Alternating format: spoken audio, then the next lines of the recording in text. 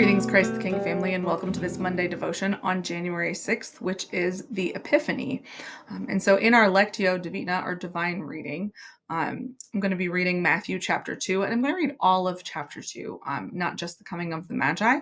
And as with any Lectio Divina, you're welcome to rewind this and listen to it more than once, and then ponder the questions at the end. And so Matthew chapter 2.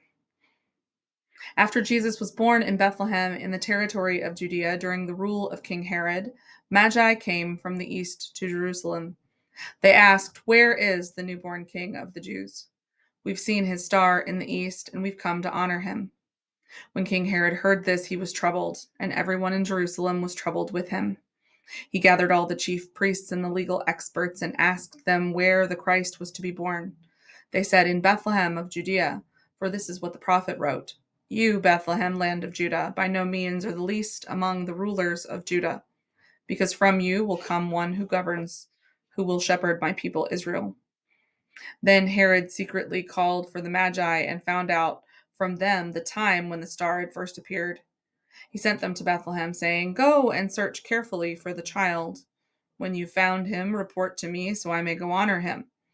When they heard the king, they went, and look, the star they had seen east went ahead of them until it stood over the place where the child was. When they saw the star, they were filled with joy. They entered the house and saw the child with Mary, his mother. Falling to their knees, they honored him.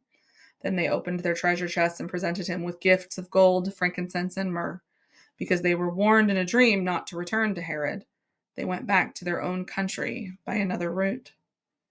When the Magi had departed, an angel of the Lord appeared to Joseph in a dream and said, "Get up, take the child and his mother, and escape to Egypt. Stay there until I tell you, for Herod will soon search for the child in order to kill him."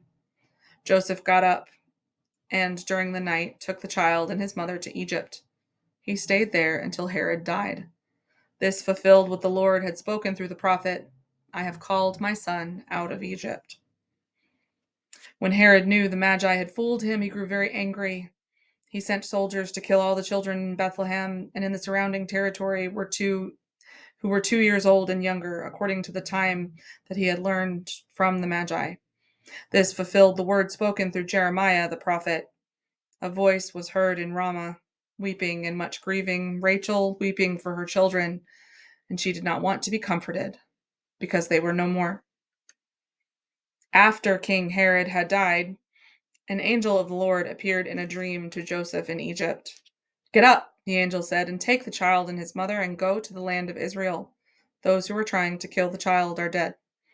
Joseph got up, took the child and his mother, and went to the land of Israel.